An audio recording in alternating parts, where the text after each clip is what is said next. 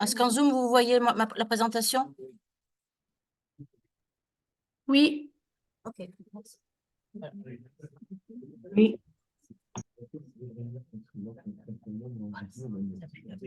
Donc j'appuie sur flèche, c'est ça? Peut-être non, attends, je prends la souris. Bonjour à tous, eh ben, écoutez, c'est très bien, vous êtes si nombreux pour écouter les conférences. Ça fait des années qu'on se démène pour faire vivre un petit peu la recherche et la science dans le domaine du thermalisme. Je vais vous présenter aujourd'hui donc, cette étude sur le traitement thermal de la gonarthrose à Saint-Jean-d'Angély. C'est un travail qui a été financé par le groupe Valvital, qui a racheté la station de Saint-Jean-d'Angély, en fait la source, parce qu'il n'y avait pas encore d'établissement. Et donc, j'ai travaillé avec le docteur Natacha Michel, qui a vu les patients et qui, bien entendu, a participé à la rédaction de cette présentation. Romain Schuller, qui était l'analyste statistique, et le docteur Philippe Datis de la faculté de Dijon. Madame Michel était à l'époque médecin praticien hospitalier au centre hospitalier de Saint-Jean-d'Angély, mais maintenant elle a monté, elle est praticien hospitalier au CHU de Tours.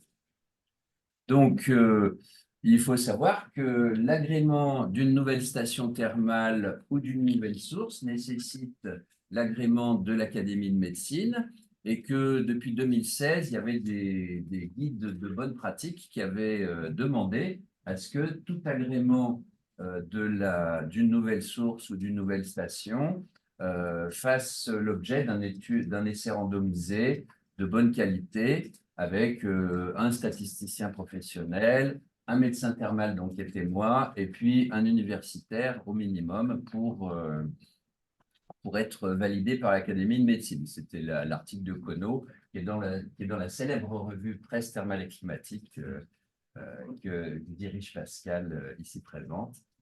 Alors, l'arthrose, tout le monde connaît plus ou moins. Ça a été très longtemps une pathologie chronique pour laquelle on disait, bon, ben, voilà, il faut supporter la douleur, et puis vous êtes Dieu, c'est un peu normal d'avoir mal. Enfin, bon, vous voyez. Donc, mais en fait, quand on regarde de plus près, c'est une pathologie extrêmement complexe qui fait intervenir bien sûr le cartilage, mais également l'os sous-pondral et la membrane synoviale. Et donc, il y a de nombreux médiateurs chimiques qui rentrent en ligne de jeu.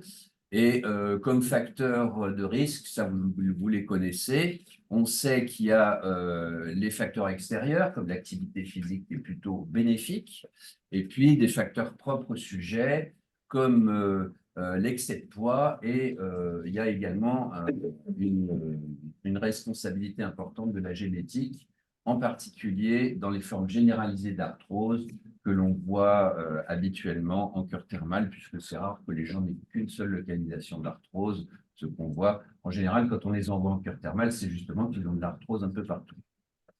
Alors, cette gonarthrose, l'intérêt d'utiliser la gonarthrose, c'est que c'est un modèle de pathologie arthrosique qui répond bien au traitement médical. Donc, il faut une pathologie qui ait quand même le bon goût de s'améliorer quand on la traite, et c'est le cas de la gonarthrose. Et donc, c'est une indication privilégiée pour valider la nouvelle indication thérapeutique ou une nouvelle source.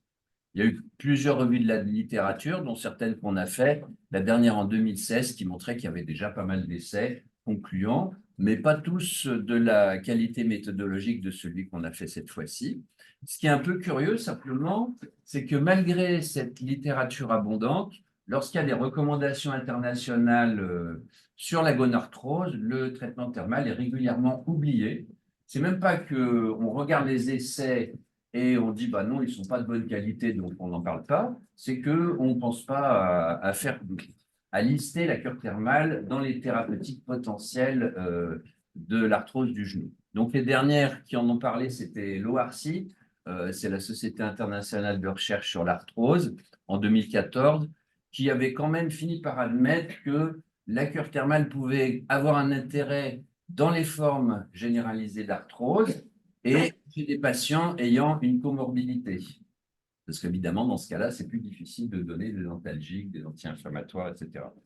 Je vais couper mon téléphone.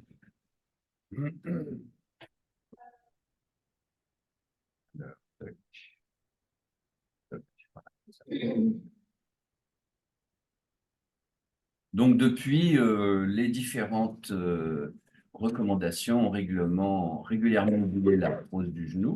On va essayer de faire en sorte qu'il ne plus lors des prochaines réunions.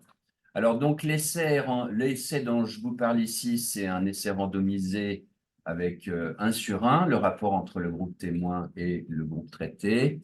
Il y a une randomisation par bloc de 4 pour des raisons pratiques, éviter qu'il y ait trop de différences d'effectifs entre les deux groupes. Ça compare à 6 mois l'effet du traitement thermal et la poursuite du traitement habituel sur la gonarthrose. On a fait un pré-recrutement dans la région de Saint-Jean-d'Angély par les journaux locaux, les pharmacies, les cabinets médicaux, etc., et les hôpitaux de la région. Et il y avait des critères d'éligibilité classiques, patient à jeune gonarthrose, tranche d'âge, je ne sais plus, je crois que c'était 50 à 80 ans. Et puis, il fallait évidemment qu'ils aient une douleur supérieure à 40 mm sur le VA, l'échelle visuelle analogique de la douleur, les critères d'exclusion aussi, bref, très classique. On avait calculé qu'il fallait 80 patients par bras pour avoir une puissance nécessaire pour déterminer s'il y avait un effet significatif. Alors, le traitement dans les deux groupes, je ne l'ai pas mis en bas. Le traitement, donc, on donnait un livret d'informations sur l'arthrose associé à un programme d'exercice à domicile, parce que quand vous faites rentrer des gens dans un essai thérapeutique, si vous, dans le groupe témoin, vous leur dites « oui, on vous prend dans un essai thérapeutique, mais on ne vous fait rien », en général, à 6 mois, il y en a à peu près 40% qui ont quitté l'étude, et du coup, vous perdez à la fois de la puissance statistique, puis vous ne pouvez pas savoir si ceux qui ont quitté l'étude, ce n'est pas les sujets les plus graves qui auraient justement déprécié le groupe témoin. Et donc, c'est des exercices qui ont été validés par des études randomisées il y a une quinzaine d'années maintenant par le professeur Raveau. Et donc, les critères de jugement, le critère principal, c'était l'évolution entre le début du traitement et 6 mois de l'indice de la dimension fonction de l'indice WOMAC. L'indice WOMAC, pour ceux qui ne connaissent pas, c'est développé par une équipe canadienne il y a 25 ans maintenant à peu près, pour justement essayer de comprendre un petit peu, c'est des questions, est-ce que vous pouvez facilement monter un étage, vous accroupir, vous relever du lit, d'une chaise, etc. C'est un questionnaire qui est bien validé et qui permet de savoir un peu quelle est l'évolution clinique, et c'est un critère qui est bien sensible au changement. Donc, quand les gens s'améliorent, ça se voit sur le critère.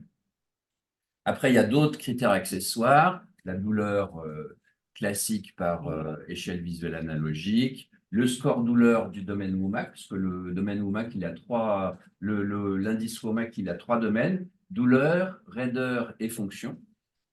Et puis l'indice WOMAC total, la qualité de vie, c'est un critère qui a été développé par des équipes pour évaluer l'évaluation médico-économique.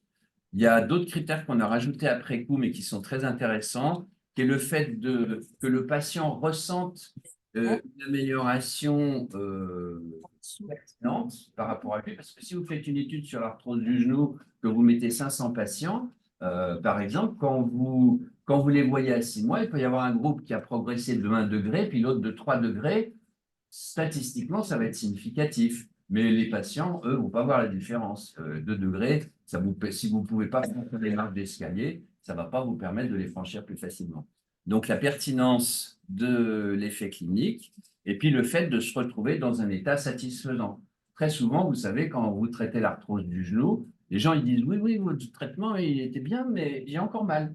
Donc, ça veut dire qu'ils ont senti un effet, mais pas assez important pour qu'ils trouvent que c'est suffisant. Donc ça aussi, c'est le fait de percevoir un état clinique satisfaisant.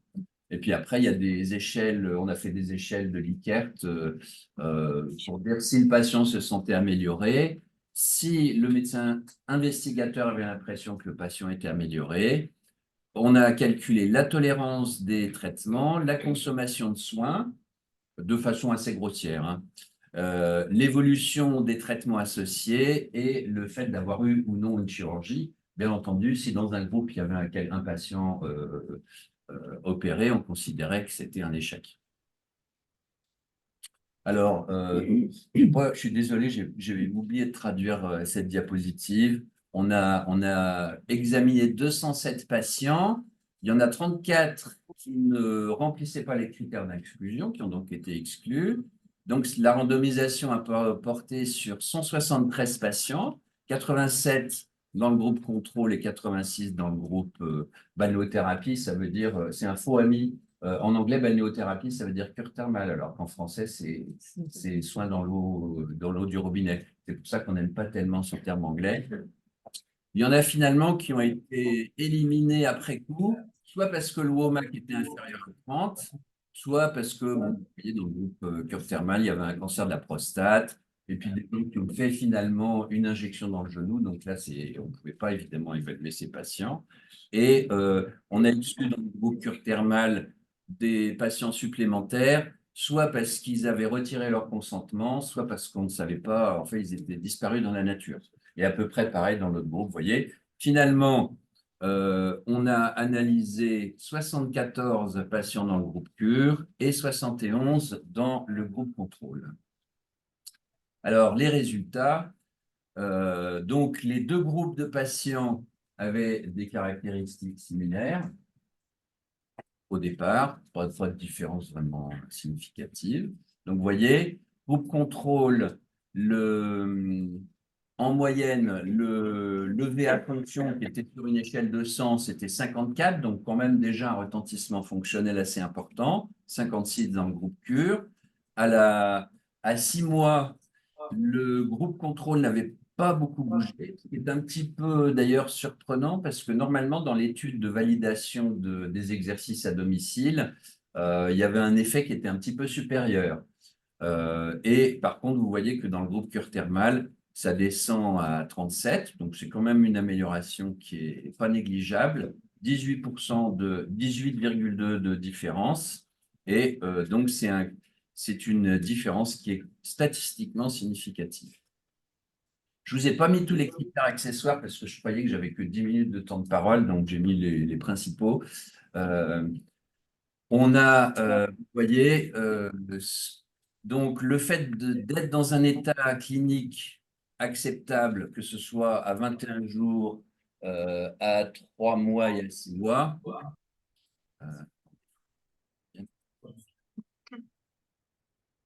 Donc, il y a une différence significative. Le fait d'avoir un état cliniquement acceptable et le fait de consommer un peu moins d'antalgiques et d'anti-inflammatoires. Par contre, le nombre de patients prenant des traitements pour l'arthrose, la différence est non significative.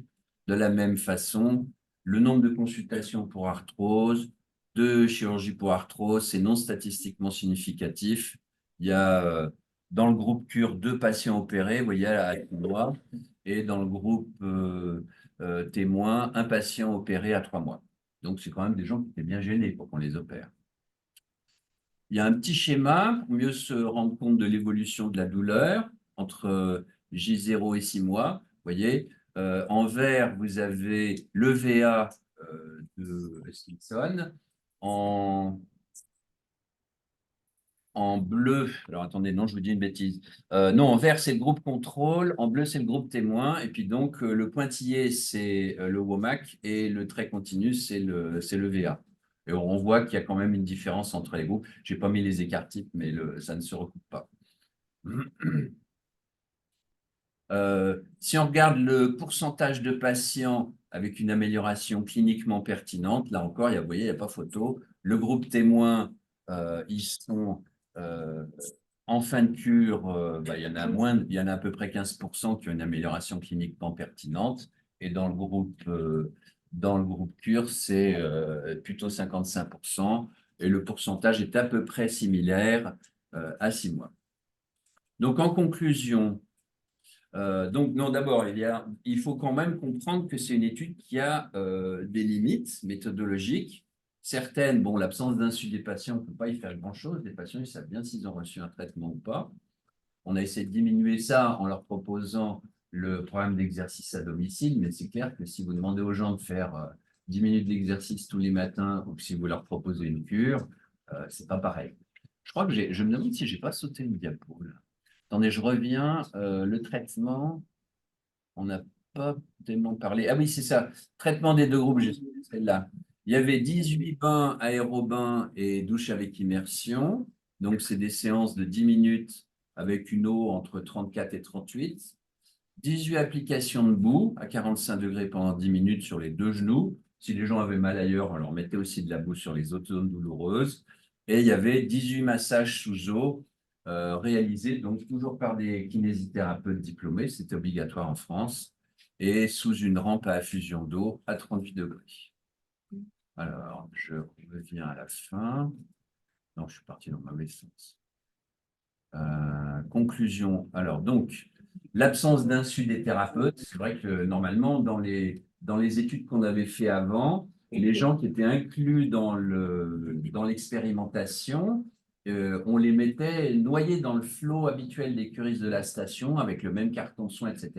De façon à ce que les thérapeutes ne sachent pas que c'était des gens qui participaient à l'étude. Et on leur disait surtout, vous ne dites pas que vous êtes dans l'étude, machin.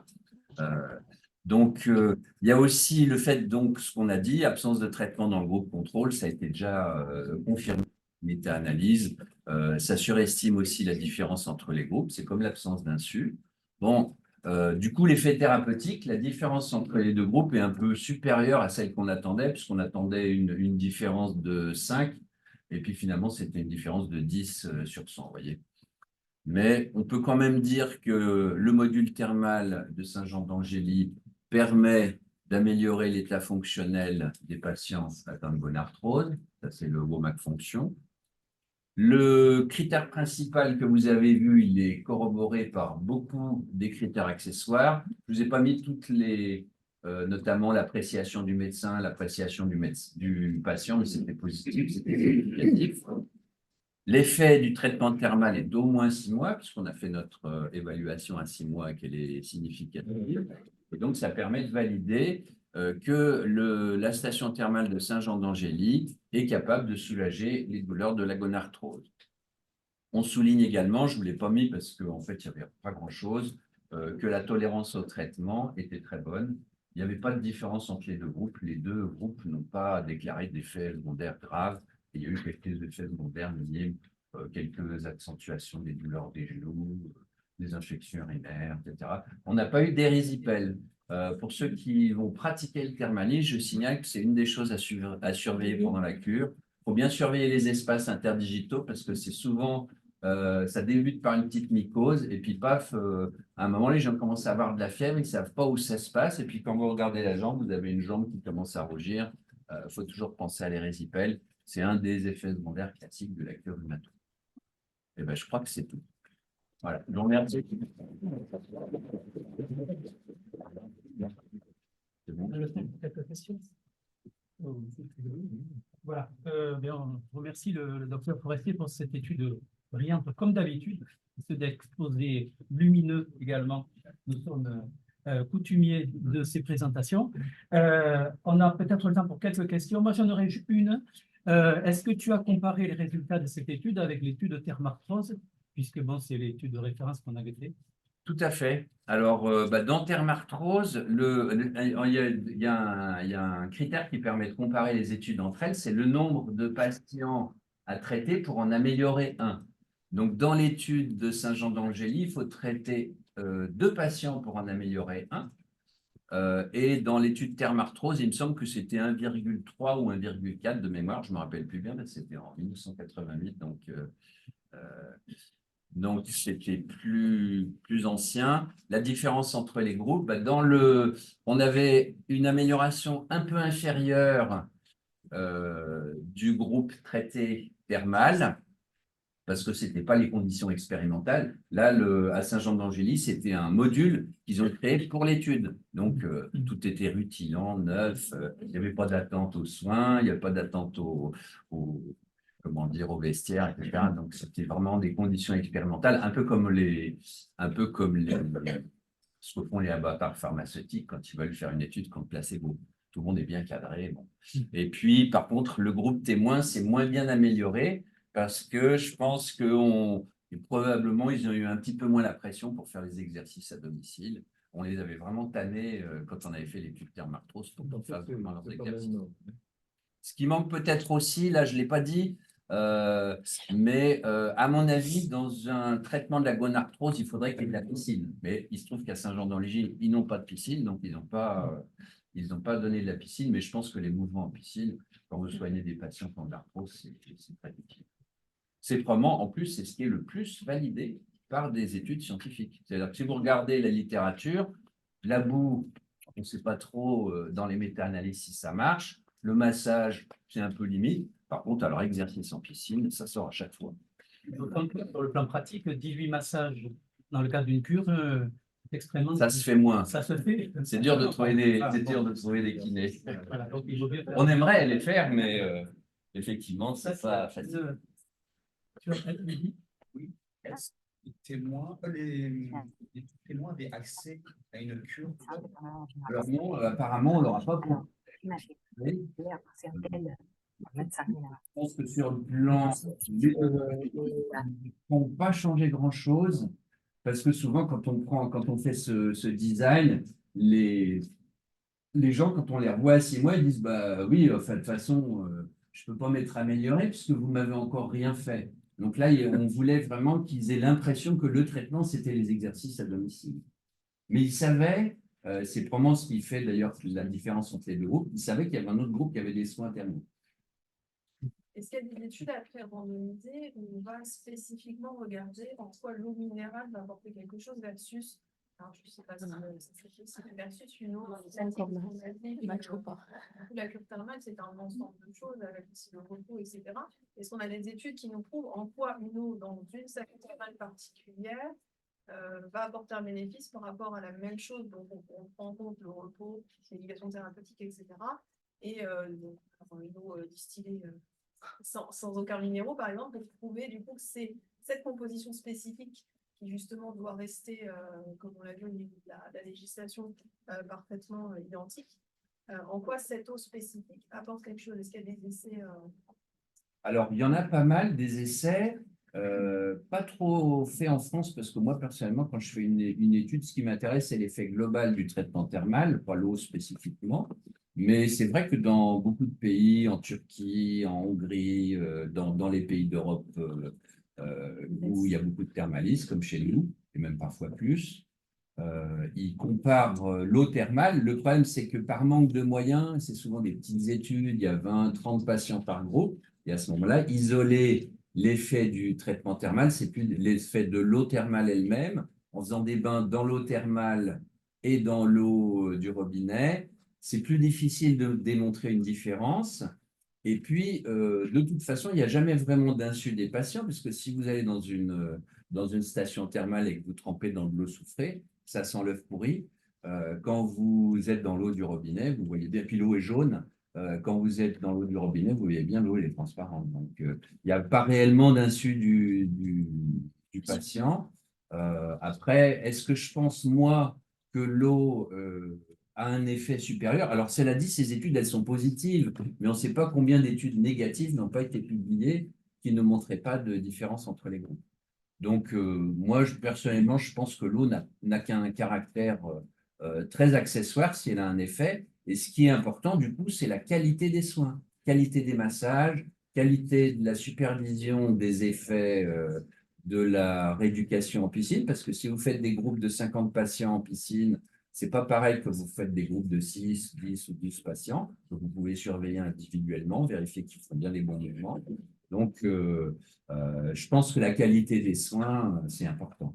Après, les bouts de 10 minutes, ça, c'est les accords entre la caisse et les établissements thermaux. C'est dommage que les médecins thermaux n'aient pas été conviés à cette réunion qui a déterminé qu'une boue, ça fait une bonne séance de boue, ça fait 10 minutes. Nous, on pense qu'il faudrait minimum 15 minutes. Voilà, je vous dis mon opinion personnelle. Mais à Dax, ils font 20, ce qui leur permet de facturer 2 soins pour une boue de 20 minutes. Ah bon? Ouais. Mais c'est de bonne guerre. Hein. Après, la Sécu, elle veut payer, elle veut donner tant, et les établissements, pour cette somme-là, ils peuvent donner tant comme soin. On va pas Ce dont vous soulevez, c'est un point extrêmement important. C'est un peu le rôle du médicament thermal dans sa partie chimique. Et je pense que l'étude qui a été présentée, c'est de montrer qu'une station qui cherche un agrément dans un domaine rhumatologique, le fait de faire ce programme apporte une amélioration significative.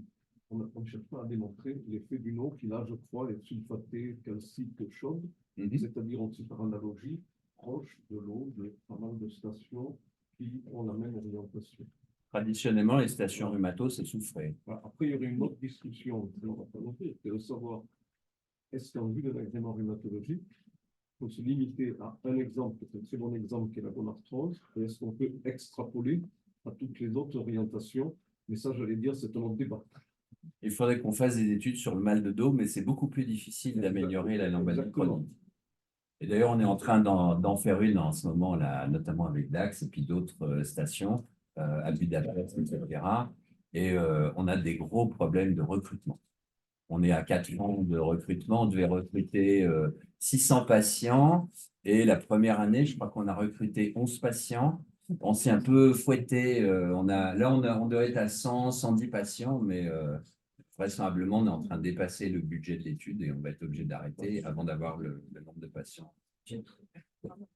Est-ce que vous avez évalué l'effet chronique de l'hypermalisme sur la gonarthrose? Alors, à long terme? À long terme, oui, 1 an, 2 ans, 3 ans, etc. Alors, le problème, je ne sais pas si oui, on continue encore la discussion. Alors, La dernière question. Rapidement. Dernière. Réponse rapide. Donc là, à long terme, le problème dans les expérimentations, si on ne veut pas avoir trop de perdu de vue dans les groupes, c'est vrai que quand on va au-delà de 6 mois, on commence à perdre 20-30%. Et du coup, méthodologiquement, c'est difficile.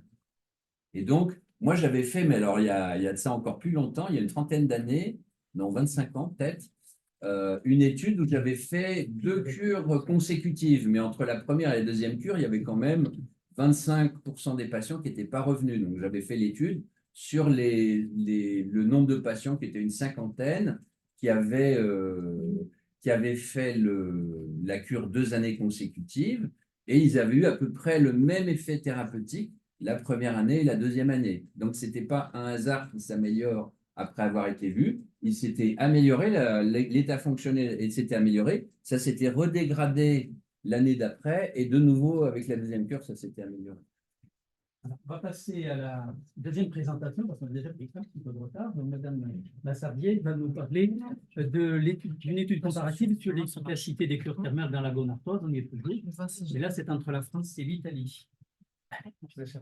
Bonjour à tout le monde, donc je suis docteur Massardier Mathilde.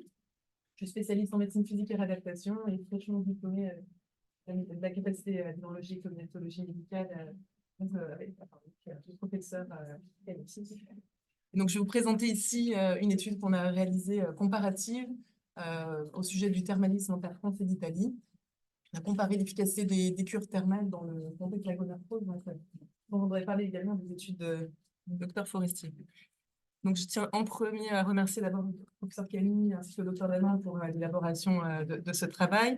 Docteur Françon également qui m'a aidé à trier les articles, qui a passé pas mal d'heures à disserter avec moi sur l'inclusion des études. Docteur Forestier qui nous a également fourni un article qui était pour ma part introuvable. Le professeur Fioravanti en Italie qui est rhumatologue qui nous a bien aidé à comprendre aussi la partie thermale italienne, ainsi que le docteur Aurelio Crudelli qui est le directeur général de Fédaterm, équivalent du CNET en France. Donc, nous commencerons par l'introduction, puis la méthodologie, les résultats, la discussion et enfin la conclusion.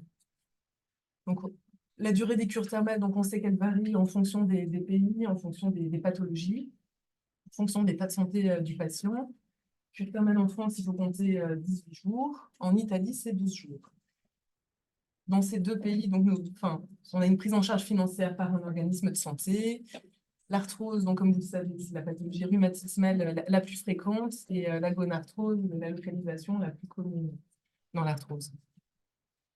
L'objectif de l'étude, donc, c'était de comparer l'efficacité de 2 formats de cure, une durée de 18 jours versus 12 jours, de voir le nombre de soins dans les 2 pays, et le type de soins, et donc de le réaliser dans le cadre de la gonarthrose.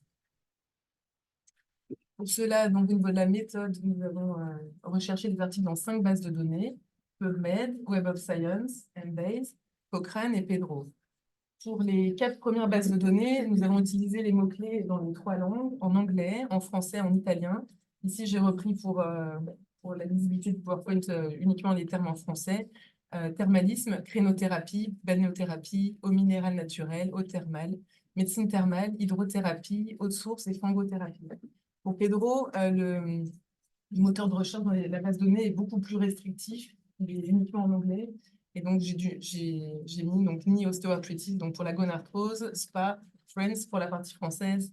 On a reproduit la même chose en rajoutant Italie pour les études italiennes. Et on était dans les filtres pour le membre inférieur ou le genou. Pour les critères d'inclusion, donc nous avons inclus des articles scientifiques en anglais, en français, en italien. Bon, le texte était complet. Il fallait que ce soit des études expérimentales ou observationnelles. Les critères d'exclusion, c'est lorsque l'on jugeait que le titre était hors sujet ou non approprié à notre sujet de recherche. Lorsqu'on rencontrait des méta-analyses, des revues de la littérature, des conférences, des posters, des recommandations. Lorsque les articles étaient en doublon, lorsqu'ils ne concernaient pas la gonarthrose et la crénothérapie, lorsqu'ils n'étaient pas réalisés dans l'eau minérale naturelle, lorsque les termes n'étaient pas français ni italiens, et lorsque le critère de jugement principal n'était pas clinique. Nous avons également évalué le risque de biais en utilisant la liste de contrôle CLIR-NTP pour les essais non pharmacologiques. C'est une liste qui comprend 10 items. Nous avons repris une partie des données de la revue de littérature de Romain Forestier, puisqu'on avait de nombreux articles en commun. Nous avons ajouté des données d'articles qui n'avaient pas été relevés précédemment, puisque cette revue de littérature étant plus récente, on a ajouté les articles qui étaient publiés depuis 2016 également. Donc voici le flowchart. Sur ces 5 bases de données, nous avons trouvé 1007 articles et exclu 100 doublons. Il nous en restait donc 907 et à la lecture donc, des titres et des abstracts. Résumé, nous avons exclu 878 références. Il en restait 29. En lisant les articles, en cherchant les articles au niveau texte complet, on en a eu 8 qui étaient éligibles, mais dont le texte est demeuré introuvable. Il y avait un article en doublon qui avait été publié avec un titre différent. Il nous restait 20 références et sur les 20, on avait des articles en texte intégral qui ont été exclus car les études n'étaient pas réalisées à la lecture du texte dans des termes français ou italiens pour 2 d'entre elles. Deux autres où les études étaient vraiment non exploitables pour extraire des résultats. Et une dont le design de l'étude n'était pas approprié. Nous avons retiré, donc au total, nous avons 15 études. Parmi elles, donc 7 études françaises que j'ai listées ici de manière exhaustive. Parmi elles, il y en a 3 qui ont été rédigées par le docteur Forestier en 2000, 2010 et 2014. En sachant que 2010 et 2014, ça correspond à l'essai thermarthrose et 2014, c'était l'essai qui avait été fait en sous-groupe sur les patients qui étaient polyarthrosiques. Voilà. Pour les études italiennes, nous en avions 8, rédigées donc entre 2010 et 2021. Donc là, nous allons voir au niveau des résultats. D'abord, les caractéristiques du traitement thermal qui ont été retrouvées dans ces études, puis nous verrons l'efficacité du traitement thermal et enfin au niveau de la validité interne des études. Pour les caractéristiques, donc, pour 5 études françaises et les 7 études italiennes, c'est ce qu'on a trouvé globalement de synthétisé ici dans le tableau. Donc, on retient pour la France, la plupart des études étaient d'une durée de 3 semaines pour le traitement thermal, 2 semaines pour l'Italie. Ils ont en commun une durée des soins 6 jours par semaine.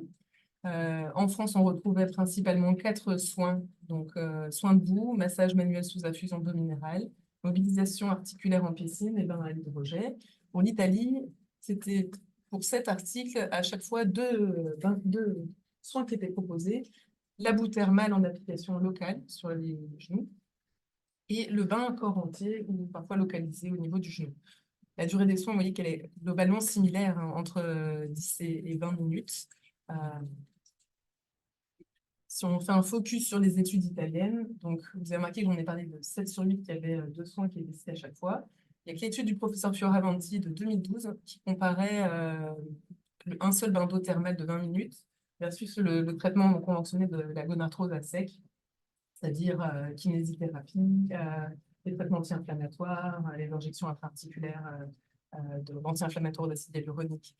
Et en fait, il s'est avéré qu'en Italie, il n'y a qu'un seul soin qui peut être prescrit dans l'orientation rhumatologique. Donc, au final, c'est vraiment l'étude qui est un peu plus représentative on va dire, de ce qu'on peut trouver au niveau de la cure thermale en Italie. En France, il y a 2 articles qui proposaient plus que 4 soins. Donc, il y avait l'article de Romain Forestier, en fait, de l'année 2000, où les patients avaient un accès à un plus grand nombre de soins. Ça pouvait aller jusqu'à 7 soins thermaux différents durant l'étude. Et dans l'étude de Nguyen en 1997, c'est beaucoup plus flou sur ce qui est proposé. Il n'y a qu'un seul soin qui était décrit, la balnéothérapie sans durée précisée. Au niveau de l'efficacité de la cure thermale, donc on avait pour les 2 des résultats significatifs au sujet de la douleur. Donc on avait une amélioration des douleurs. On avait une amélioration du score WOMAC, précédemment par Romain Forestier. On avait une amélioration de l'indice algo-fonctionnel de Lequel, qui est un indice fonctionnel utilisé dans les bonnes arthroses, et une diminution de la consommation d'antalgiques. Que ce soit la France ou l'Italie, il y avait un effet rémanent des cures entre 3 et 6 mois pour la France et entre 3 et 12 mois pour l'Italie. Mais il y avait des études qui étaient parfois jusqu'à 1 an et qui, du coup, font qu'on a une petite différence ici pour la durée de cet effet cure. Mais la plupart étaient en effet entre 3 et 6 mois également pour l'Italie. En France, il y avait 2 études qui ne montraient pas d'amélioration significative. Je les ai décrites ici parce qu'elles avaient la particularité au niveau de leur traitement de comparer donc un groupe de cure thermale conventionnelle de 3 semaines avec 6 jours de soins par semaine, avec un groupe intervention qui faisait de la balnéothérapie fréquence, c'est-à-dire 3 jours de soins par semaine pendant 3 semaines, et par la suite qui enchaînait 3 jours de rééducation par semaine pendant 3 semaines. En Italie, on avait une des études qui avait uniquement des résultats significatifs sur la partie fonction du WOMAC. Et cette étude, en fait, comparait 2 soins thermaux, à savoir la balnéothérapie et le cataplasme debout, à la balnéothérapie seule. Au niveau de la validité interne, donc, je vous ai pas mis la grille RNPP parce que ça prend beaucoup trop de place sur un PowerPoint. J'essaie de cibler quelques particularités. Dans les 7 études françaises, 5 étaient randomisées, 5 l'étaient également en Italie sur les 10 articles. Il n'y avait qu'en France qu'on utilisait la méthode de Zelen dans la sélection des patients, enfin dans l'inclusion des patients. On retrouvait un insu évaluateur dans 2 études françaises et 6 études italiennes. Et on avait une analyse en intention de traiter pour les 5 articles sur 7 en France et 4 en Italie. Donc, pour la validité interne, on a donc l'essai Thermarthrose, comme vous l'avez entendu précédemment, est admirable dans le sens où il y avait vraiment une analyse multicentrique qui a fait participer 3 stations thermales, alors que les autres articles que je vous décris sont réalisés à chaque fois dans une seule station thermale. L'échantillon de population était assez conséquent, avec 195 patients dans le groupe thermal et 187 dans le groupe témoin, avec une analyse en intention de traiter, l'usage de la méthode de Zelen, une amélioration du WOMAC à 6 mois, une diminution de la douleur. Et donc, 50,8% des patients avaient une amélioration minimale cliniquement importante, contre 36 dans le groupe contrôle. En Italie, on avait 2 études qui étaient limites un petit peu au niveau des résultats. Celle de Secarilli de 2010, dont le critère de jugement principal était un peu composite, à la fois avec des indices, des échelles douleur, des échelles ergo-fonctionnelles, mais également une échographie des genoux, une mesure des biomarqueurs d'inflammation. Et comme vous pouvez le voir, donc, il n'y avait pas de groupe contrôle. Il y avait 53 patients à l'inclusion et il n'y en a que 18 qui ont été analysés. Donc, les auteurs concluaient quand même un effet de la cure. Donc, je pense qu'ils ont un petit peu, en effet, surestimé l'effet cure dans cette étude. Et chez Benigni, donc, il n'y avait pas beaucoup de puissance statistique et donc pas de mise en évidence d'une efficacité du traitement. Concernant donc la discussion, il faut savoir que la durée des soins, la durée de cure thermale et des soins qu'on a trouvés finalement dans ces articles est assez similaire à la réalité pour 5 études françaises sur 7, mais seulement 2 en Italie. Parce que comme je vous l'ai évoqué, en Italie, pour la gonarthrose, on n'a qu'un seul soin qui est pris en charge par le système d'assurance maladie. par jour. Les résultats étaient significatifs quant aux soins thermaux qui étaient rapprochés et intensifs, c'est-à-dire 6 jours de soins par semaine. On n'a pas retrouvé dans les études de petits celliers et de rats où c'était 3 jours par semaine. Pour rappel, donc thermalisme français-italien, les points communs. Le thermalisme français-italien se font sur prescription médicale. On a une prise en charge financière par un organisme de santé et soins national, des orientations thérapeutiques, 12 pour la France, 8 pour l'Italie. Et il y a également 3 consultations obligatoires médicales. Ils divergent tous deux pour les raisons que je vous ai données au niveau des orientations. En France, on peut également prescrire 2 orientations thérapeutiques par cure, ce qui n'est pas le cas en Italie. Le nombre et l'offre de soins est plus riche et diversifié en France par rapport à l'Italie. Par contre, au niveau financier, la prise en charge est beaucoup plus importante. Les patients doivent payer un ticket modérateur, mais qui est d'une petite somme. Ils n'ont pas, par contre, de prise en charge financière possible au niveau du logement et au niveau du transport. En France, c'est possible, mais avec des conditions extrêmement restrictives. Les études italiennes, le problème est qu'il y avait globalement des échantillons de petite taille. Il y avait 2 études avec le traitement thermal conventionnel actuel. Donc, c'est vrai que pour la validité externe, c'est un petit peu difficile d'en tirer des conclusions, on va dire, reproductibles en clinique. Il y avait une analyse en intention de traiter dans 4 articles sur 8. Et les limites un petit peu de ma revue, on va dire, c'est que nous sommes focalisés ici sur une seule pathologie, dans une seule orientation, la gonarthrose, et pour l'orientation rhumatologique, sachant que dans le thermalisme, il existe beaucoup d'autres orientations, évidemment. Et nous avons exclu des articles avec un critère de jugement principal non clinique, c'est-à-dire qu'on trouvait des études aussi qui étaient médico-économiques, en fait, ou alors uniquement ciblées sur l'amélioration de certains critères biologiques. Malheureusement, j'avais aussi 8 articles introuvables dans cette revue. En conclusion, donc, on a des différences et des similitudes entre le thermalisme français et italien. On retrouve tout de même dans les études donc, une certaine efficacité des traitements thermaux dans chaque pays pour la gonarthrose. Problème des études italiennes, où on n'en a que 2 qui sont le reflet, on va dire, de la réalité thermale. Et au niveau des perspectives, on pourrait imaginer un essai multicentrique entre les termes français et italiens pour comparer l'efficacité de ces 2 modalités de cure. Voilà. Je vous remercie de votre attention.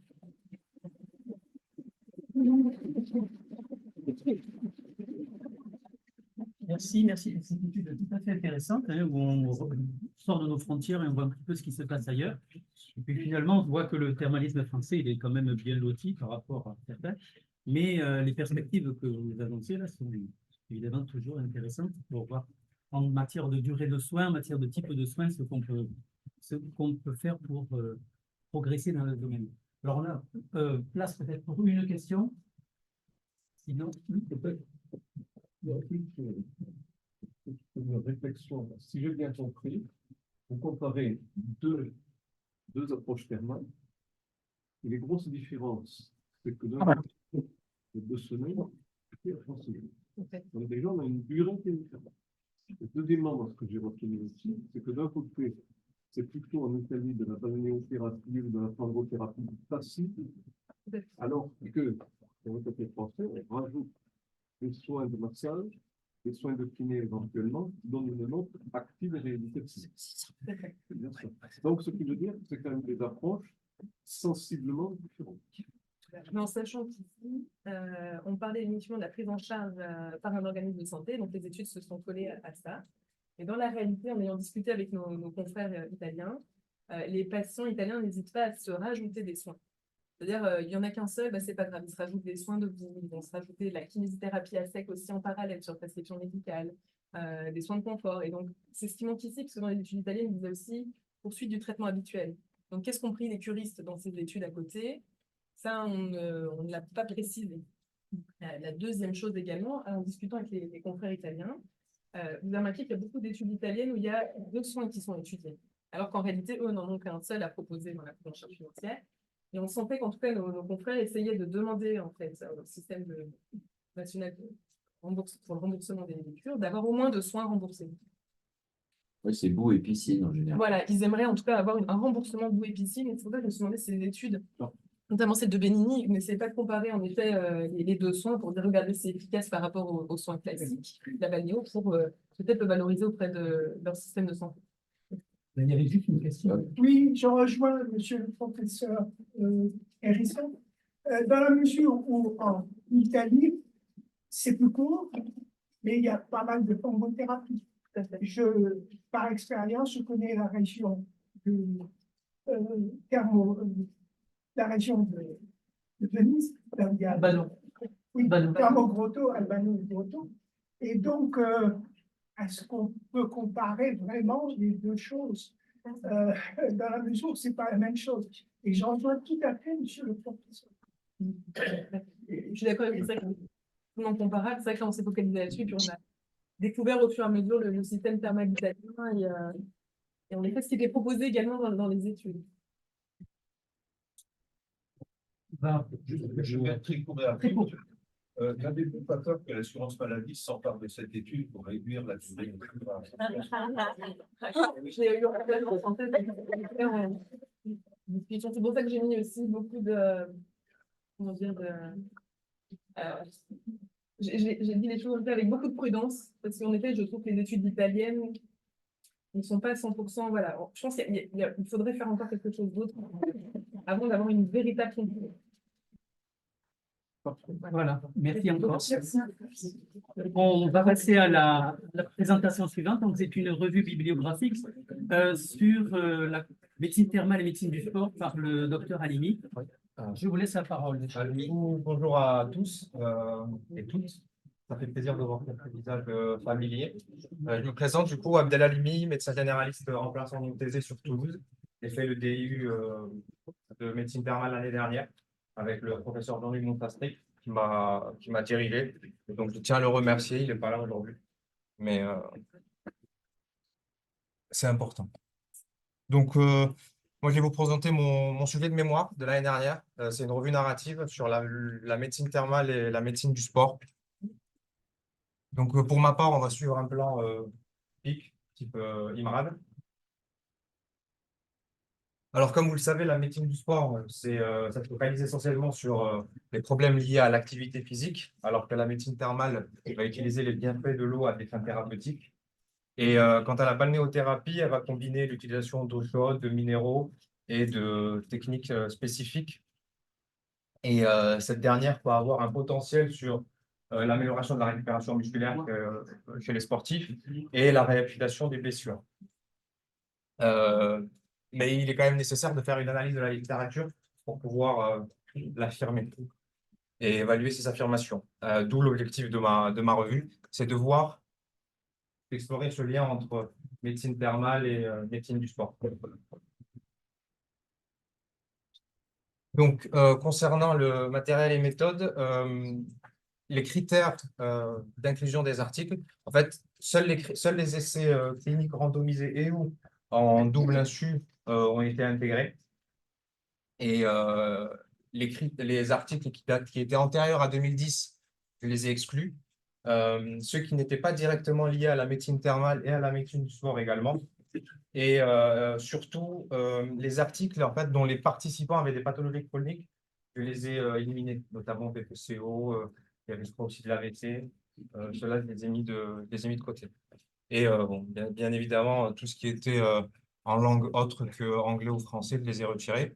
L'équation de recherche que j'ai établie, elle est simple, mais c'est volontaire pour être le plus englobant possible.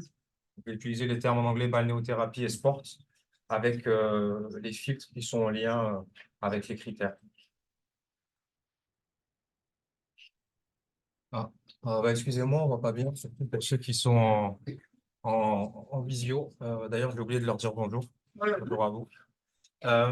Et alors, du coup, j'avais 33 articles qui ont été trouvés par l'équation de recherche. J'en ai éliminé 18 essentiellement parce que c'était des hors-sujets ou des sujets du coup, notamment valables. Et il m'en restait 15. Et sur les 15, j'en ai exclu 2. Un qui était hors-sujet et un article en russe.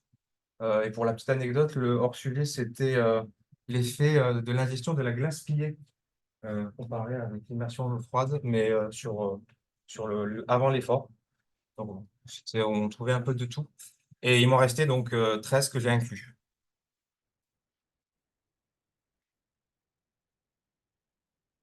Alors, les paramètres étudiés que j'ai relevés, donc le tableau les résume à peu près tous. Le nombre de participants variait entre 9 et 123, et entre parenthèses, vous avez la moyenne.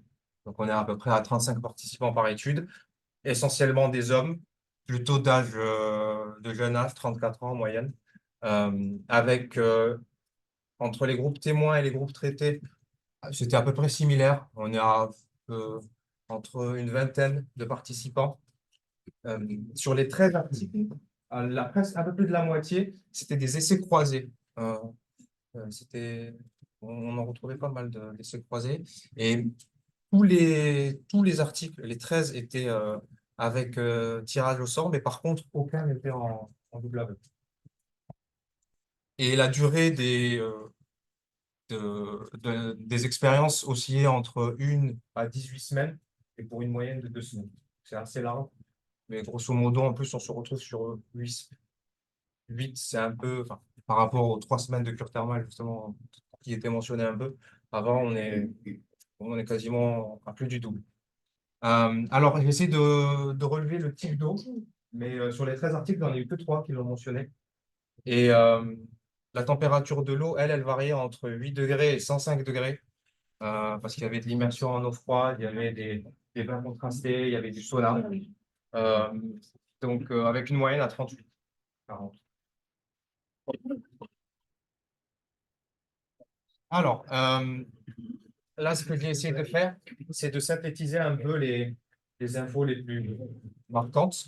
Et j'ai essayé de répertorier avec l'eau froide, l'eau chaude et les autres effets constatés.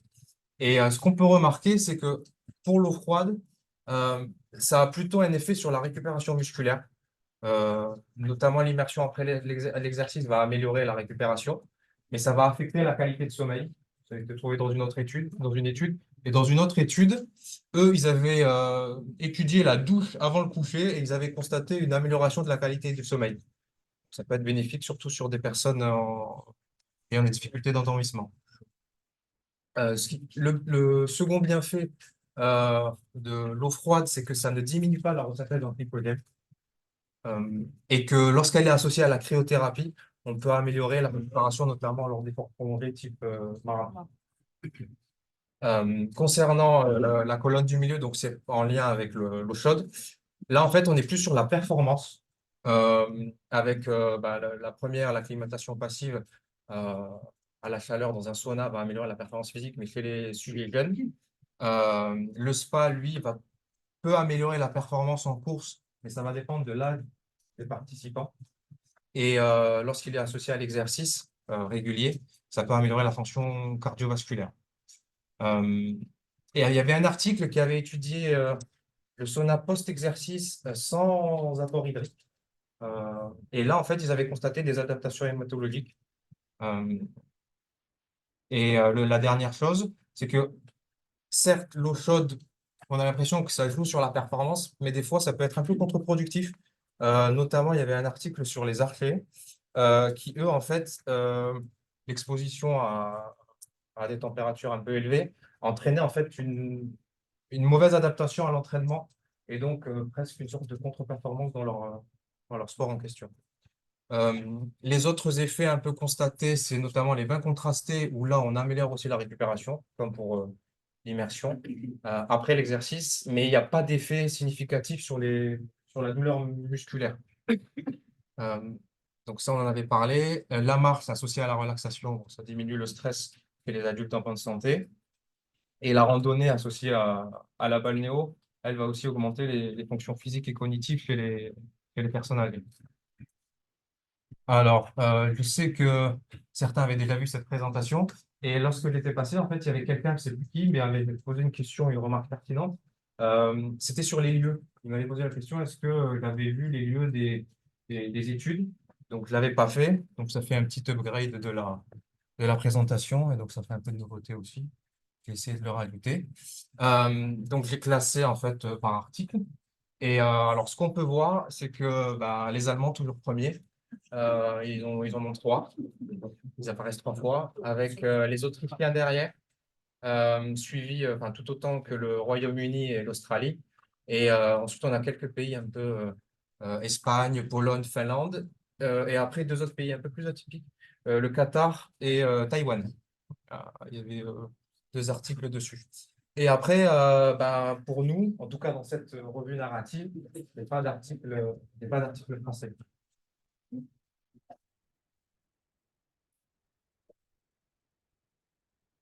Alors, quelles sont un peu les forces et les limites là, de mon étude? Alors, on va essayer de commencer par les points positifs. J'ai essayé d'aborder quand même, il y a une large de sujets qui sont abordés avec une vue d'ensemble sur la littérature. Le fait d'avoir pris les 10 dernières années, ça permet d'avoir des infos à jour. La vérité des interventions thermiques examinées, ça allait du sauna au bain froid. Ça permet d'avoir quand même une compréhension un peu complète des différentes modalités qui sont disponibles et des tests qui ont été faits.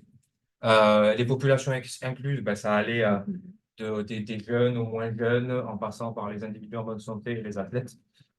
C'était assez englobant. Et le format URAD, du coup, ça permet de naviguer assez simplement et de trouver les infos rapidement. Maintenant, les points faibles. Le niveau de preuve, ce n'est pas une revue systématique, donc c'est largement inférieur. Et pour faire le lien avec la présentation de Mathilde, sur les banques de données, moi, je n'ai interrogé qu'une banque de données, c'était PubMed. Elle en a interrogé beaucoup plus, Cochrane, Base. Donc, ça peut être critiquable sur mon travail. La diversité des protocoles utilisés, il y avait un peu de tout, et donc en fait, ça rend compliqué le fait de pouvoir comparer les résultats entre les études et même d'aboutir à une idée globale d'un programme plutôt optimal ou standardisé pour pouvoir faire ces études. Étant donné que c'est une revue narrative, les biais de sélection sur le choix des articles que j'ai pu prendre, et même les biais dans les études, ça, je ne les ai pas étudiés. Il pouvait y avoir. Autre point, c'est qu'il y a certaines études, en fait, elles n'avaient pas de groupe placebo ou elles n'avaient pas un groupe contrôle adéquat. Donc, ça perd un peu en pertinence. Et il n'y a pas d'effet sur le long terme, sur les interventions thermiques. On est sur du court, moyen terme. Et les effets constatés que vous avez pu voir sur le tableau précédent, en fait, il n'y a pas d'explication physiologique ou derrière pour pouvoir expliquer les mécanismes exacts de comment on arrive à obtenir ce type d'effet.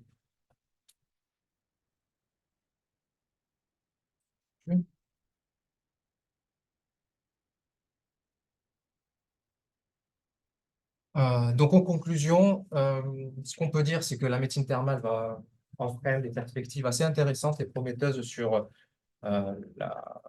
l'amélioration de la performance ainsi que sur l'optimisation de la récupération chez l'athlète, mais aussi notamment sur la santé globale.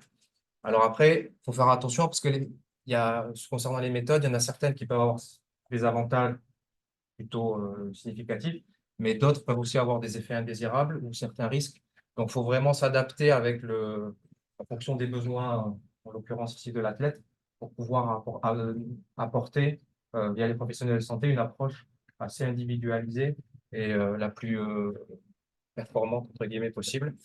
Alors, pourquoi l'iceberg? C'est que une image vaut mieux que 1000 mots. Donc, ce qui est fait et ce qui est à faire, il y a pas mal de choses encore qui restent à faire, notamment en pratique de poursuivre les recherches. Et surtout, comme je vous le disais juste avant, d'essayer de comprendre les mécanismes qui sont sous-jacents. Et ça peut avoir aussi un appui beaucoup plus scientifique sur ce qui est trouvé. Et donc, finalement, ce qu'on peut retenir, c'est qu'il faut déjà consolider les preuves qu'on a actuellement, même si elles ne sont pas conséquentes, et essayer de guider, c'est aussi une de mes opinions, c'est de guider les professionnels de la santé, les athlètes, vers essayer d'intégrer la balnéothérapie et la médecine thermale dans la médecine du sport. Et je vous remercie.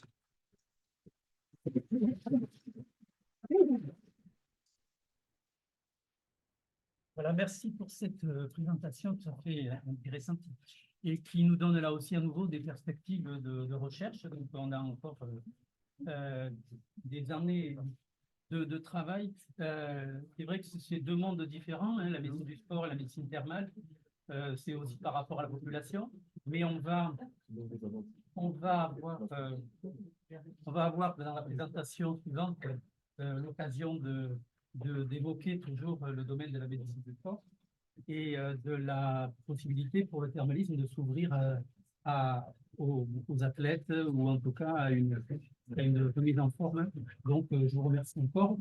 Allez, on a une question. Mais on a rattrapé un peu notre retard. Vous faisiez la différence dans votre étude entre récupération et douleur musculaire. Est-ce que vous pouvez développer un peu Non, alors sur la douleur musculaire, c'est ce que j'avais constaté. C'est un des articles Je peux le copier sur. dans son étude avait essayé de récupérer la perception de la douleur des sportifs et qu'en fait, il trouvait qu'il n'y avait pas de différence. C'est juste constaté. C'est pas essayer de faire.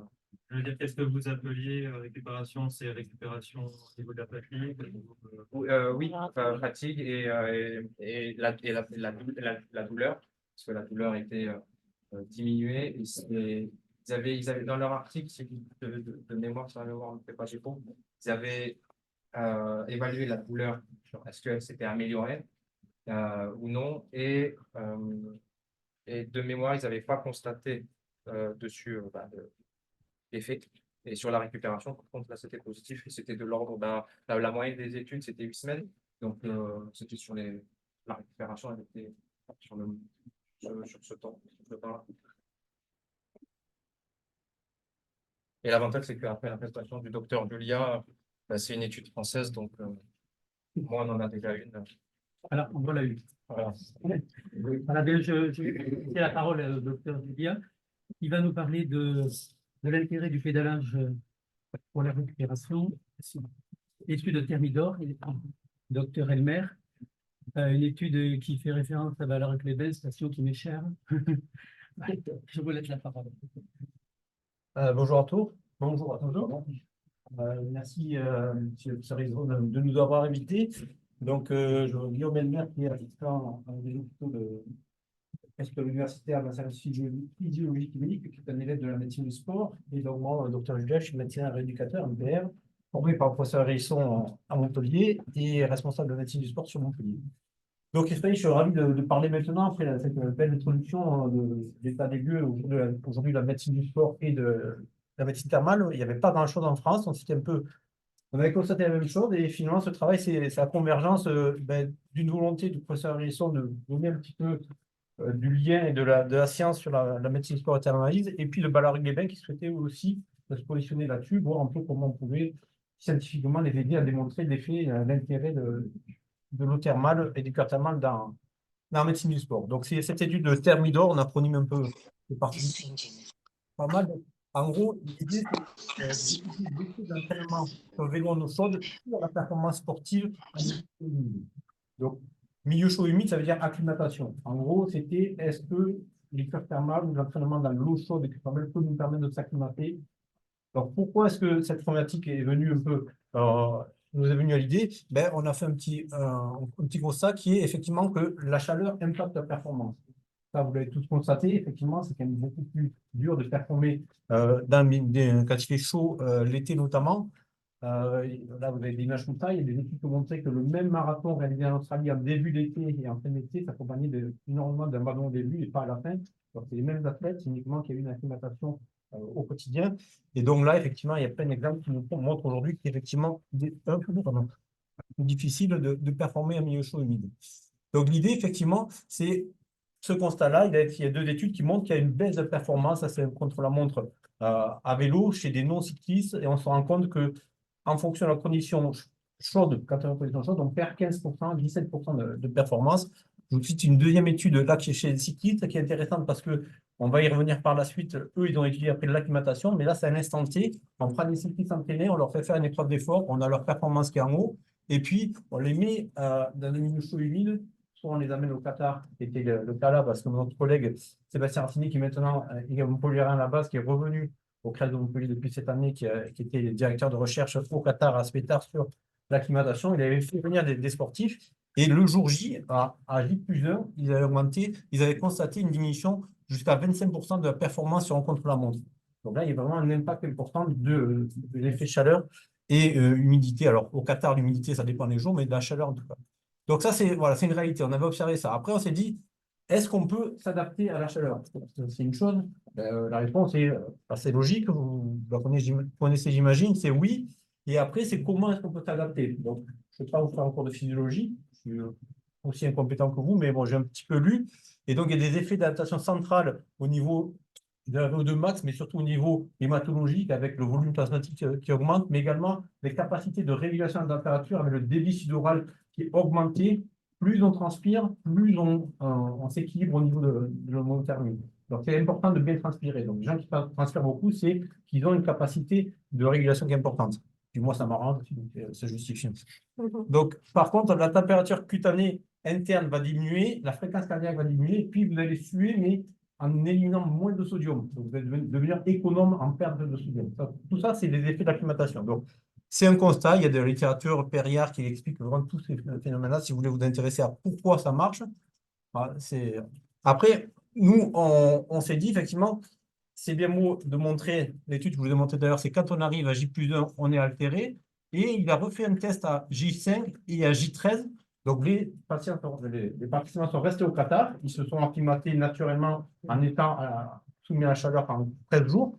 Et au bout de 13 jours, on se retrouve que leur performance est quasiment identique à celle qu'ils avaient en milieu tempéré, température normale. Donc, le phénomène d'acclimatation existe et il faut savoir l'engendrer pour pouvoir performer dans ces conditions. Donc, ça, c'était l'objectif, c'est-à-dire, effectivement, il y a un phénomène d'acclimatation qui existe. Comment est-ce qu'on peut le préparer? Parce que passer 15 jours au Qatar avant une compétition, c'est pas simple financièrement. Donc, est-ce qu'il y a d'autres moyens? Donc, et enfin, le constat, c'est que le réchauffement climatique, aujourd'hui, c'est au cœur de l'actualité. Je ne vais pas vous apprendre aujourd'hui, je pense qu'on était au sud de la France. Alors, il n'y a que l'humidité à Paris qui m'a rappelé qu'on était quand même pas au-dessus. Mais effectivement, chez nous, là, il faisait 20 degrés hier, 25 degrés, c'est un peu inquiétant. Et donc, voilà. Aujourd'hui, on sait qu'on est de plus en plus d'augmentation de température. Il y a eu des études caniculaires l'été aussi. Et on verra, c'est peut-être une ouverture qu'on voudra après par rapport au cure thermal éventuellement. Donc, voilà. Nous, on est sur le monde du sportif, mais on verra si on peut transférer un peu par la suite. Donc là, c'est un constat, effectivement, c'est qu'on va être obligé de faire de plus en plus de sport dans les conditions chaudes et humides. Donc l'idée, voilà, c'était... Je admets, vous la connaissez. Alors, comment est-ce qu'on peut s'acclimater à la chaleur pour performer? Donc, soit on part là-bas 15 jours avant, c'est assez coûteux, soit on essaie de faire des phénomènes en France, et puis d'origine. La chambre environnementale, vous connaissez un petit peu, ces fameuses chambres, en gros, c'est ceux qui n'en ont pas, les sportifs, ils mettent dans la salle de bain, ils font cuire l'eau chaude, ils mettent le chauffage à fond, ils font monter, il y a du temps, hein. Et ils s'entraînent comme ça, ils créent des chambres environnementales. Alors après, ils nous vendent des chambres à 20, 30, 40 000 euros, où c'est fait de manière un peu plus moins artisanale, justement, où on maîtrise un peu. Mais donc, ces chambres environnementales, c'est des chambres un peu des saunas, on va dire, où on gère l'humidité et la température, on met des vélos dedans.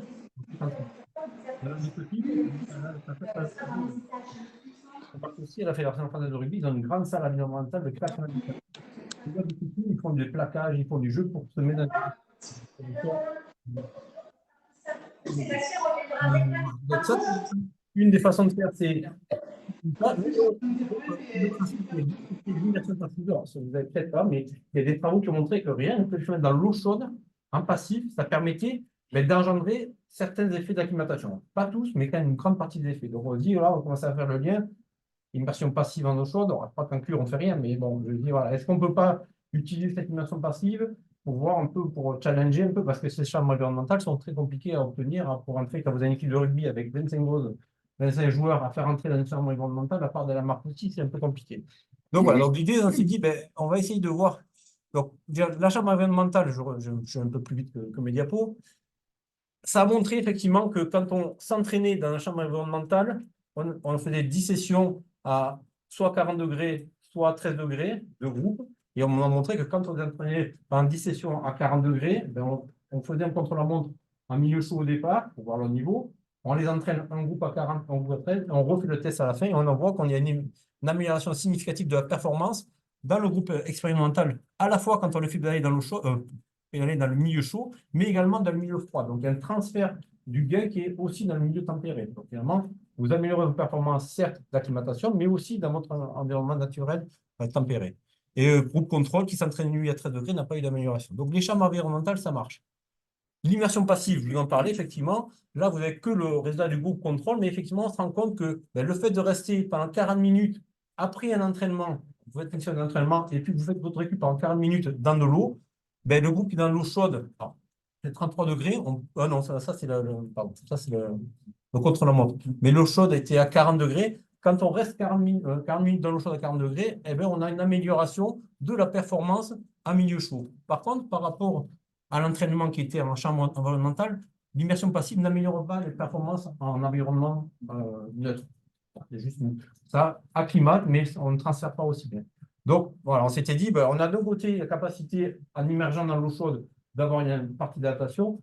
On a la capacité, en pédalant dans l'air chaud, d'avoir une adaptation. Du coup, qu'est-ce qu'on va faire? On va associer deux pédaliers dans l'eau chaude. C'était un peu l'idée qu'on a eue, c'est il y a eu des problématiques techniques un peu, voilà. Donc, après, le cadre est pas mal quand même. C'est vrai que ça, c'est nos sportifs qui étaient. Voilà. Donc, c'est une étude, on a quand même voulu faire une étude scientifique pour pouvoir, effectivement, cette année, le Paris 2024, remonter un peu dans le classement qui ont été tous les derniers. On va essayer, on ne fait pas dans le nombre d'études, mais au moins qualitativement, une belle étude. Donc, c'est une étude avec un CPP, une étude prospective randomisée, contrôlée en ouvert, parce que, effectivement, les sujets savaient dans quel groupe ils étaient, mais il y avait un groupe contrôle, c'est-à-dire qu'il y a un groupe qui pédalait dans l'eau froide et un groupe qui pédalait dans l'eau chaude. Alors, on va vous présenter l'étude, parce que c'était la cheville ouvrière, c'était son mémoire de FSM, donc c'est lui qui a fait. Moi, je suis venu au début, à la fin, je me peux superviser, mais le groupe du travail, ça a été fait par Guillaume et Maxence, un autre master. Donc, l'idée, c'était de monter une étude comme ça, où on va comparer effectivement le pédalage dans l'eau chaude pour voir si on a un effet d'acclimatation intéressant. Et donc, du coup, on va vous présenter le design de l'étude. Voilà, en gros, les deux groupes, on avait pris deux groupes de 12 participants, il y avait une femme dans chaque groupe et 11 hommes dans l'autre, qui étaient stratifiés selon leur VO2. On avait réalisé des épreuves d'effort avant de les faire s'entraîner, en fonction de leur VO2, pour justement classer les grands sportifs des sportifs amateurs, pour essayer de limiter les biais. Notre critère, l'objectif de cette étude, c'était de prouver qu'il y avait une augmentation de la performance en ambiance chaude, qui était basée sur la puissance moyenne lors d'un contre-la-montre. Donc, on leur faisait réaliser un contre-la-montre de 30 minutes à 38 degrés. Pourquoi 30 minutes? Parce qu'un sportif moyen, il ne tiendra pas au-dessus.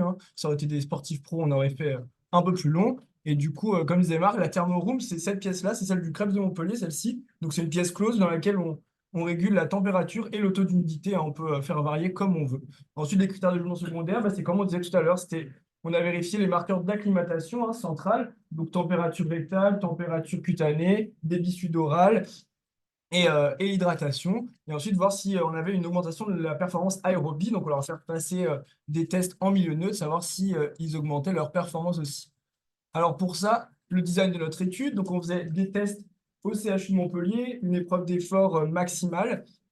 Ensuite, on faisait un test en milieu chaud au Krebs, donc le contre-la-montre de 30 minutes à 38 degrés. Et ensuite, on les faisait s'entraîner à Ballaruc-les-Bains. Donc, un groupe dans un bain chaud chauffé à 36 degrés et un groupe dans un bain neutre qui était à peu près à 25 degrés. Ils réalisaient des séances d'à peu près 1 heure. On avait pris dans le critère SB1 plus 10% de par la dérive qu'on peut avoir au niveau du seuil ventilatoire quand on met les gens dans l'eau chaude. Donc, on voulait avoir, pareil, limiter ces biais-là. Et ensuite, ils réalisaient 10 séances d'affilée. Et ensuite, on réalisait les évaluations post assez rapprochées du temps d'entraînement pour pas qu'il y ait les effets qui soient dissipés. Donc, le contenu de l'entraînement, qu'est-ce qu'on recueillait? Donc, sur le contre-la-montre, on mesurait la puissance moyenne, la distance parcourue, et ce que je vous dis tout à l'heure, les concentrations en sodium et le débit sudoral, les températures. Ensuite, on réalisait aussi des sprints répétés au Krebs. Donc, on avait un Monarch, donc c'est un vélo où on peut appliquer une certaine force pour développer et définir les profils force-vitesse des patients, voir si on avait des gains de force en fonction de l'entraînement. Et ensuite, ça, c'est au CHU de Montpellier, donc une épreuve d'effort classique, maximale, cardio-respiratoire, avec la VO2, le CG d'effort. Et on a réalisé aussi des échographies cardiaques par un cardiologue du sport avant et après. Donc, nos résultats, ils sont assez encourageants sur le critère de jugement principal. On voit que les deux groupes ont progressé sur les figures qui sont là. Et on voit que le groupe eau chaude, en s'entraînant dans le thermal chaude, a progressé plus que le groupe contrôle, donc le groupe qui s'était entraîné dans l'eau thermale tempérée. On avait un gain de 8%, une différence de 8% entre les deux groupes.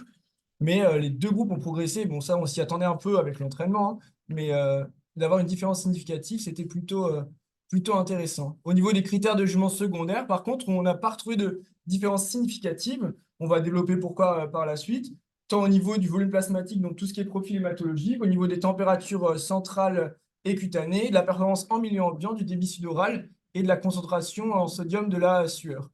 Au niveau de la température centrale, on avait des petites différences, mais qui n'étaient pas significatives. On avait une augmentation entre la session 1, donc c'était pré-entraînement, enfin, le début de l'entraînement, la première session d'entraînement et la 10e session.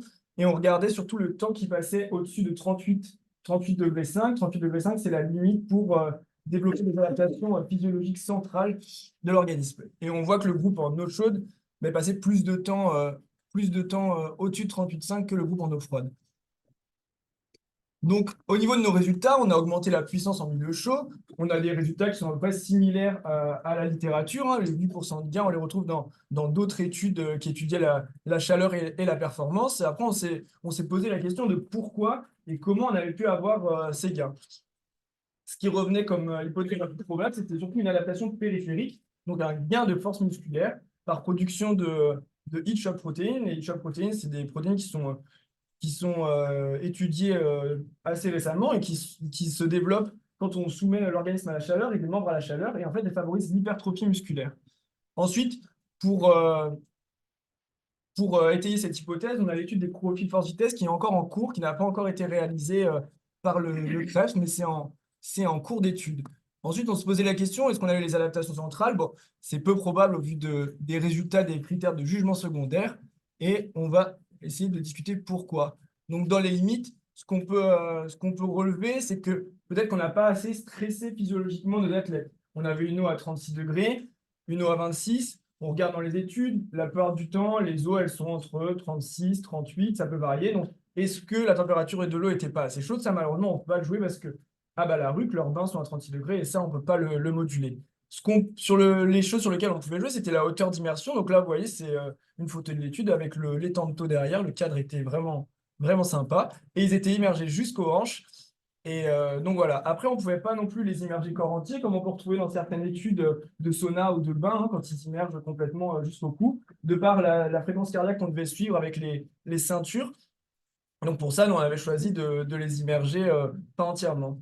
Ensuite, le deuxième point sur lequel on peut jouer, c'est le pre-heating, donc c'est de les immerger pré-entraînement. Ça pourrait être une des pistes aussi, hein, de les immerger avant et ensuite de les faire s'entraîner pour déjà augmenter leur température centrale, qu'elle dépasse 38,5 avant qu'ils s'entraînent, et ensuite de les faire s'entraîner à ce moment-là. Voilà, en conclusion, Terra Leaders, c'est la première étude randomisée contrôlée sur une approche combinée innovante, hein, donc comme on disait tout à l'heure, l'immersion passive et l'entraînement à la chaleur. C'est la première étude qui combine les deux, hein, c'est-à-dire, pour résumer, faire de l'aquabike en eau chaude thermale à Ballaruc. Et on a prouvé qu'on avait un gain sur la performance en milieu chaud en s'entraînant en eau thermale chaude. Voilà. Donc, juste pour compléter ce que disait Guillaume, le niveau d'eau, effectivement, on pouvait peut-être être déçu d'avoir de l'eau jusque-là. On avait mis de l'eau jusque-là au départ, parce que dans un des bassins, il y avait de l'eau jusque-là, et l'autre, en fait, c'était moins profond. Donc, en moment, on a creusé un bassin. Il y a une erreur un petit peu dans la conception, donc on s'est dit, on va tout le monde mettre tout le monde au niveau, et je pense qu'on a perdu un petit peu d'immersion, et du coup, peut-être un peu de puissance de stress. Ça, c'est la partie des choses qu'on va essayer de modifier à l'occasion. Donc, un article est en cours de publication. Donc, Guillaume est très, très motivé et en pleine activité là-dessus. Donc, j'espère qu'on pourra alimenter ton prochain fidélité.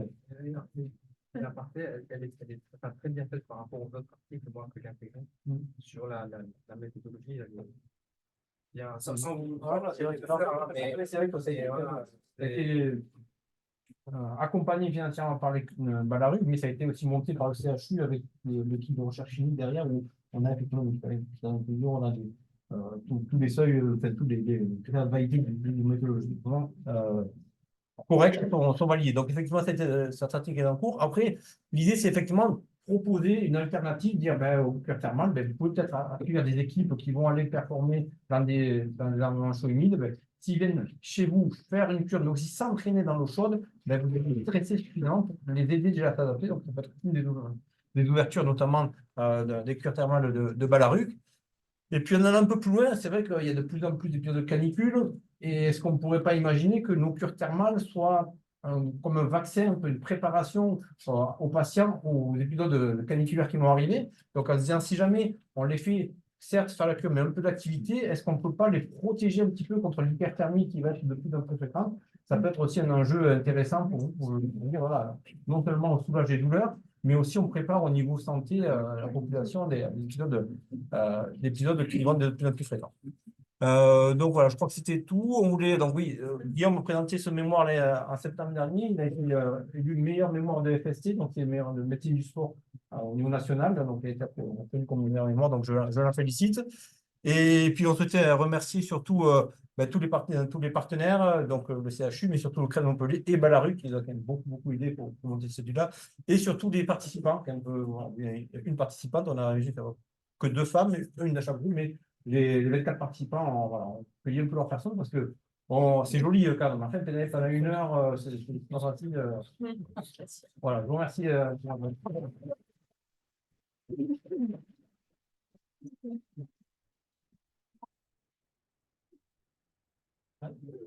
Moi, je voudrais, Marc et Guillaume, beaucoup remercier, mais il faut d'abord les remercier. Le Royal ce matin très tôt pour venir nous présenter cette étude. Je pense que c'est une très belle étude que vous nous présentez. Personnellement, j'ai joué un peu un rôle de catalyseur, puisque vous avez vu que c'est un travail de partenariat, puisqu'il y a le CHU, il y a le CREPS, il y a l'université, et il y a les termes de Balaruc. Et je pense que c'est aussi un bon modèle d'études possibles en matière thermale. Vous savez qu'il y a les études institutionnelles, interstations qui sont proposées, mais là, c'est une étude de partenariat local, hospitalo, universitaire, CREPS, station de Balaruc. Et vous voyez aussi que quand l'ensemble des acteurs se mettent dans une complémentarité, bien on arrive, je pense, à un résultat plus qu'intéressant qui va alimenter la bibliographie de M. Aline. Donc moi, je voulais vraiment vous remercier tous, d'abord vous deux, et puis les thèmes de Balaruc et l'ensemble des institutions. Je laisse la discussion. Vous voyez, regardez aussi mon petit commentaire, puisque je suis le balayeur de service. On est très content de cette étude. J'en ai parlé encore hier avec le directeur, Paul François, et ça ouvre évidemment, comme je l'ai dit tout à l'heure, de nouvelles perspectives pour le thermalisme dans son ensemble. Donc, ça rejoint ce qu'on disait tout à l'heure. Et puis, ce partenariat avec le CHU, moi, j'y vois un autre élément positif, c'est sortir nos stations thermales de leur ghetto. Depuis trop longtemps, les stations thermales sont dans leur coin, les thermos parlent aux thermos, c'est comme pendant la guerre, et on n'ouvre pas à d'autres disciplines. Là, grâce à ce partenariat, on va toucher les médecins du sport, d'autres disciplines peuvent être envisagées. Et vraiment, là, c'est une façon de pérenniser le thermalisme médical en le sortant de sa coquille où il était tout seul. Et c'est très encourageant. Voilà. Et vous avez le bonjour de Paul François, si vous le voulez. Voilà. Peut-être des questions. Voilà. Juste, est-ce que la qualité de l'eau, voire la composition chimique a un rôle quelconque positif sur la performance? Je sais que vous avez étudié la campagne dans un milieu chaud, c'est parfait. Est-ce qu'on pourrait le généraliser? Est-ce que cette composition chimique apporte un plus ou pas du tout? C'est une question qui revient, il a été tout à l'heure aussi la question. C'est sûr que c'est une grosse question. Après, nous, on n'a pas les compétences, on est éducateur mécanicien, biomécanicien, donc on n'est pas les là-dessus. Je sais qu'au terme de Balaruc, ils travaillent un peu sur la composition, il y a des particularités, il y a une thèse qui est en cours dessus pour essayer de caractériser la composition. Nous, on est sur le côté chaud de l'eau. Donc aujourd'hui, cette étude, on n'a pas pu l'aider parce qu'on n'a pas non.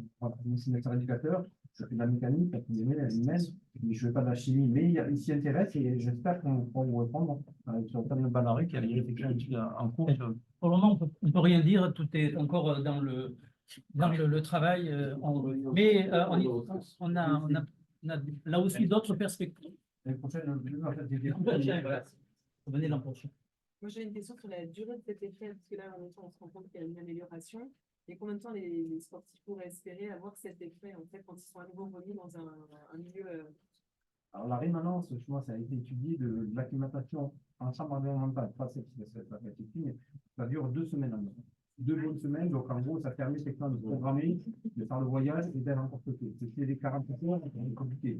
Mais il y a un effet d'un an jusqu'à 2 semaines, donc on peut imaginer qu'il y a un intérêt à le faire avant de partir. Comme on disait tout à l'heure, hein, c'est plus écologique, plus économique que de transporter toute une équipe en avion, payer un séjour 14 jours ou 10 jours, le temps de s'acclimater, se préparer à la compétition. Donc, c'est vrai que cette étude avait aussi le but de pourquoi pas trouver une alternative aux thermorooms qui sont très peu nombreux en France et au voyage directement sur place dans les milieux. Pour pouvoir le faire quand même. Et du coup, pour les JO, il y a une autre étude parce Ça vous que, dit pas? non, mais il faut en profiter. Là, on va avoir tout un panel de sportifs et faire un peu le thermalisme français. Oui, dans les JO, c'est une magnifique image, hein, mais après, voilà, c'est pas non plus pas de l'argent de manière incroyable. Donc, on essaie de faire des choses en parallèle des JO, mais le sport français ne va pas s'arrêter aux JO, j'espère. Et j'espère que l'héritage sera bien plus longtemps, comme on l'a eu avec le club de Foromeux qui a été créé pour les JO Mexico. Et j'espère qu'il y a des choses. Mais aujourd'hui, pour être honnête avec vous, le retentissement direct des JO sur ce type d'études, je ne sais pas, mais moi, je suis médecin, je suis ancien médecin, je vais communiquer dessus, donc on va en parler, on va diffuser l'information.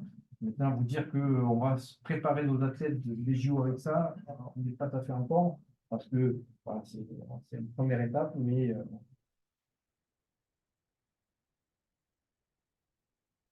Est-ce que vous savez s'il y a ce même genre d'études, mais pour le poids, pour la climatisation, pour la aspiration au poids? Alors, c'est vrai que les adaptations ne sont pas tout à fait les mêmes, mais je pense qu'il y a fait effectivement un effet du froid. Alors, quand même, au froid, on arrive à se protéger beaucoup plus. Quand on se protège au niveau des champs thermiques, alors qu'au chaud, on ne peut pas se refroidir. On peut se réchauffer. Donc, quand on va performer un milieu froid, ben, on se couvre, on s'adapte. Certes, il y a une altération de performance, mais voilà, il y a des moyens techniques plus simples que sur le chaud. Franchement, c'est plus focalisé sur le chaud. Mais effectivement, il y a des acclimatations au froid qui existent, effectivement. Alors, il y a à l'altitude, c'est une chose qui est toujours associée au froid à l'altitude, c'est deux acclimatations différentes, mais effectivement, il doit y avoir des phénomènes, mais pour nous, on n'a pas étudié ça.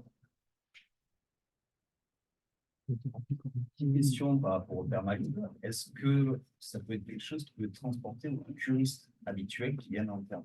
Tout ce qui est aquabike. Est-ce qu'il y a, ça c'est peut-être pas dans le cours de l'étude là, mais. C'est justement, on a fait une revue d'usure récente en montant dans le train. Non, et Guillaume a trouvé une étude tout à fait récente qui a essayé d'appliquer à une personne un peu plus âgée. Et donc, ils ont appliqué une méta-analyse, il y avait cette étude, ils allaient jusqu'à 75 ans dans la population. Et donc, ils ont montré que même chez les personnes qui sont jeunes depuis plus longtemps, il y a une adaptabilité, une sensibilité à l'acclimatation. C'est-à-dire que l'acclimatation est possible aussi chez les personnes un peu plus âgées. Et moi, j'avais fait cette étude-là, on a fait une population substantielle, le CPP, c'était chez 50 ans, puis arrivé un mois avant l'étude, je ne trouvais pas assez de sujets, je commençais à m'inquiéter de tous les profs de ça. Ouais, moi, je veux bien faire, mais j'ai 55 ans, j'ai 60 ans. Et voilà. Du coup, on a fait tout le justificatif au CPP pour avoir le droit jusqu'à 60 ans, parce qu'on a un peu de la littérature. Mais là, aujourd'hui, on peut imaginer que je sois 10 ans, on arrive à faire passer un CPP dans l'organisation du comité d'éthique, d'exposer des gens, des personnes jusqu'à 70 ans. Et en tout cas, c'est une des pistes qu'on voulait faire par la suite, et Guillaume t'en parlera un peu. Ce créneau-là est porteur, parce qu'en tout cas, il y a une adaptabilité qui existe, pas par le choix, mais par d'autres, par des cures, par des chambres environnementales qui ont été montrées. Parce qu'en gros, sur la revue de littérature qui est sortie très récemment, hein, ça date de cette année ou l'année dernière, il y avait peu d'études qui étudiaient justement l'exercice chez les personnes âgées pour l'acclimatation à la chaleur, ce qui ressortait surtout, et la plupart des protocoles s'étaient faits en passif, avec une exposition passive à la chaleur, que ce soit dans les bains chauds ou les choses comme ça, et voir l'acclimatation, vous voyez qu'il y avait l'activation, c'était que étudié à court terme, de par la faisabilité et justement l'innocuité des choses qui avaient été prouvées que sur le court terme. Donc, à voir, nous, c'est un peu nos perspectives d'études de développer ça à une population plus âgée, et vraiment les entraîner. Après, ça, c'est toujours les contraintes, savoir si c'est des gonarthroses, des choses comme ça, des gens qui ne peuvent pas pédaler, il faut voir si c'est possible hein, physiquement de les faire, mais pourquoi pas. Ouais. On va mettre plus d'activité physique, il y a une thermale.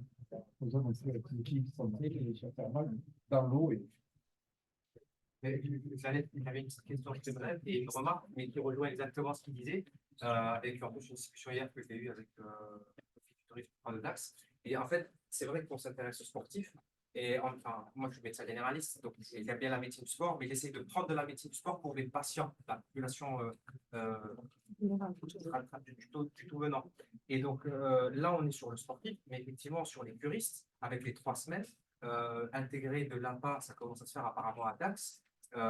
Ça peut être un double effet et bénéfique pour le patient et bénéfique pour la médecine thermale dans son ensemble, parce que ça permettrait, si déjà on arrive à montrer un effet avec des sportifs qui sont techniquement tout simples, donc c'est un patient qui a déjà des difficultés, la différence, elle sera beaucoup plus significative rapidement, et ils ont même commencé à proposer de l'APA, parce que le curiste lambda, c'est une femme de 60 ans, et souvent ils n'ont pas énormément de revenus, et eux, ils ont fait avec un tarif à 40 € sur l'APA, avec le départemental, et ça peut être très intéressant pour la médecine thermale, la recherche sur la médecine du sport et la médecine thermale, et aussi au final pour le patient.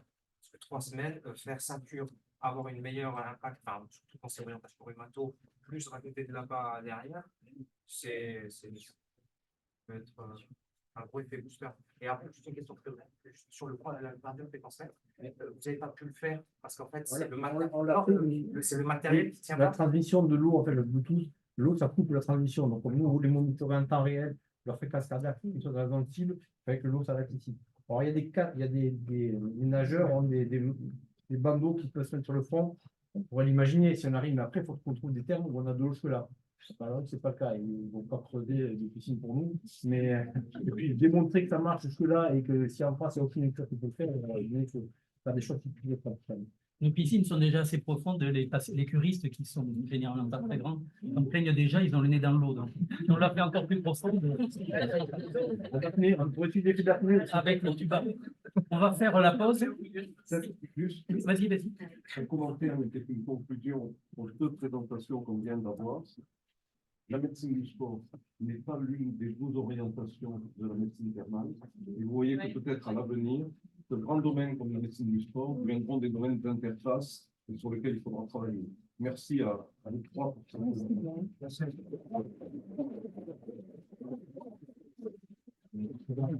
Donc, une petite pause et on fait. Oui, tout à fait, on est dans les temps. Bon, mais c'est parti.